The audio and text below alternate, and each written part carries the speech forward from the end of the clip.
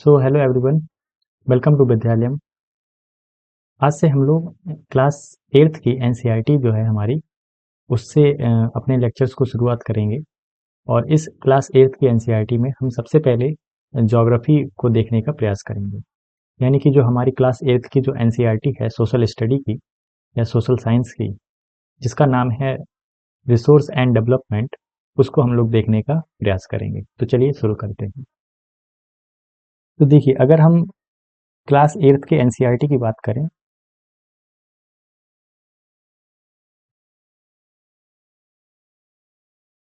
है ना, तो आपको इसमें हर एक सब्जेक्ट्स अलग से दिए गए हैं। ठीक है, लेकिन यहाँ पर हमारा फोकस क्या है? तो हम लोग जो सब्जेक्ट देखेंगे वो सोशल साइंस से संबंधित होगा।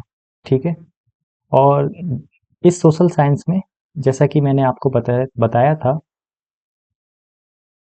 कि इस सोशल साइंस में आपके जो सब्जेक्ट्स हैं उसमें जो है 3 प्रकार की आपको बुकलेट देखने को मिलेगी।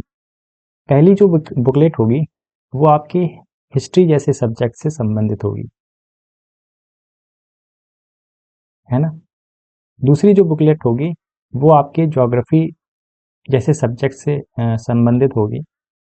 अभी मैं आपको बताता हूँ कि इन बुकलेट्स, ये कौन कौन सी बुकलेट्स हैं।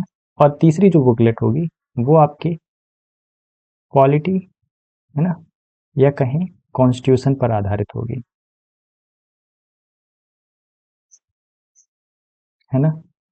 तो बेसिकली अगर हम हिस्ट्री की बात करें तो आपके इस साल में जो आपकी आवर पास्ट करके जो टेक्स्ट बुक है, जिसका भाग जो है थर्ड है ना, ये हिंदी में कहें तो हमारे अतीत जो आपकी टेक्स्ट बुक है,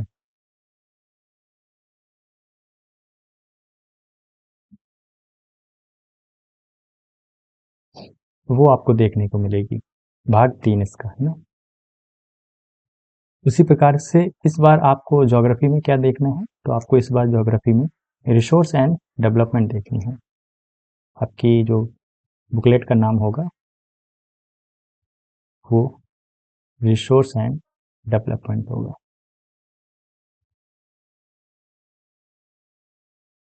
तो हिंदी में इसका नाम है संसाधन एवं विकास।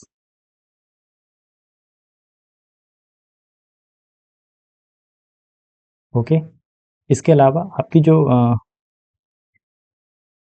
पॉलिटी की बुकलेट है, मैं आपको बुकलेट सबसे पहले इस इससे पहले मैं आपको बुकलेट भी दिखाता चलूँ, है ना। तो दरअसल क्या है कि अगर आपके पास मान लीजिए टेक्स्ट बुक नहीं है, तो आजकल इंटरनेट पे आपको एनसीईआरटी की जो ऑफिशियल वेबसाइट है उस पर आपको सारी क्लासेस की टेक्स्ट बुक अवेलेबल होती है। तो आप सिंपली यहाँ पर डाल सकते हैं।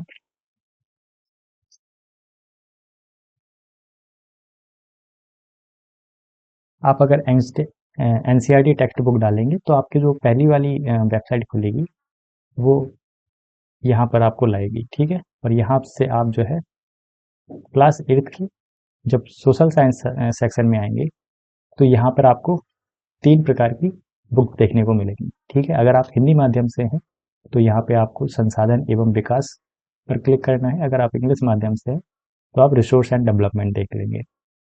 उसी प्रकार से अगर आप हिस्ट्री देखना चाहते हैं तो आवर पास्ट जो थी मैंने बताई आपको, और हमारे अतीत हिंदी में।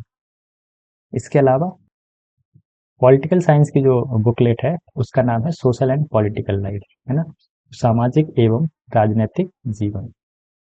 तो हमारी जो सोशल स्टडी की बुकलेट है उसका नाम है सोशल एंड पॉलिटिकल लाइफ। ठीक है, सामाजिक एवं राजनीतिक जीवन। हमें जो फोकस करना है दरअसल, अभी हम लोग जो स्टार्ट करेंगे वो ये वाली बुकलेट होगी। ठीक है, आपकी संसाधन एवं विकास। ठीक है, तो चलिए, तो हम लोग एक बार इसके भी चैप्टर्स देख लेते हैं ना। तो इसमें आपको जो टोटल चैप्टर्स हैं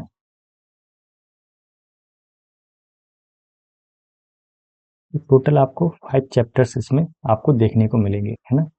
तो उन 5 चैप्टर्स में कौन कौन से चैप्टर्स हैं मैं आपको बता देता हूँ।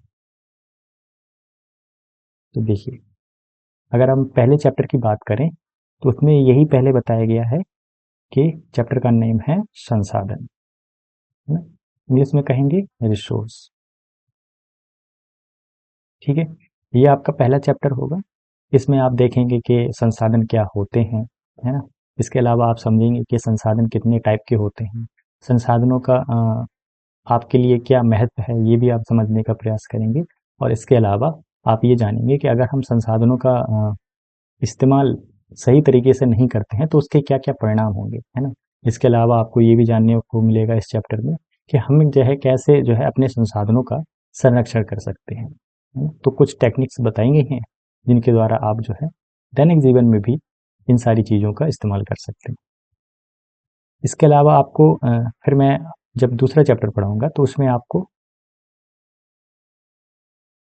कई प्रकार के आपको संसाधन देखने को मिलेंगे, जैसे कि भूमि संसाधन, है ना। उसी प्रकार से आपका जल संसाधन, है ना। इसी प्रकार से आपको मृदा संसाधन, है ना। फिर आपको देखने को मिलेगा वन्य जीव संसाधन या वनस्पति संसाधन। इसके अलावा आपको देखने को मिलेगा एवं वन्य जीव संसाधन, है ना। तो आप इस प्रकार से देखेंगे जो हमारा चैप्टर नंबर 2 है ना।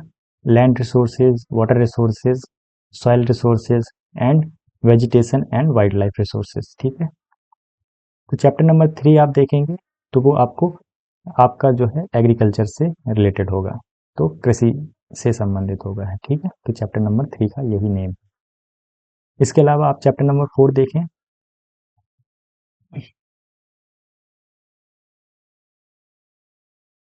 देखिए, आप चैप्टर नंबर अगर 4 देखेंगे तो इसमें क्या है, आपको इंडस्ट्री यानी कि उद्योग आपको चैप्टर देखने को मिलेगा, ठीक है। और चैप्टर नंबर जो हमारा 5वां होगा वो मानव संसाधन होगा।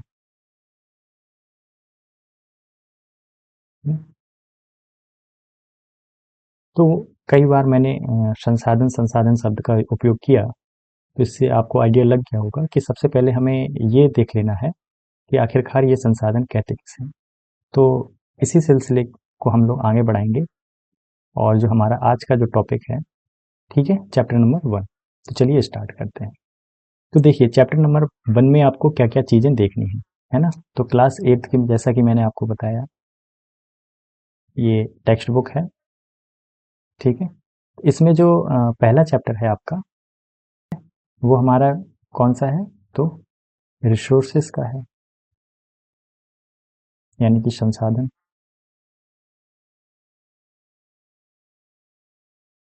है ना?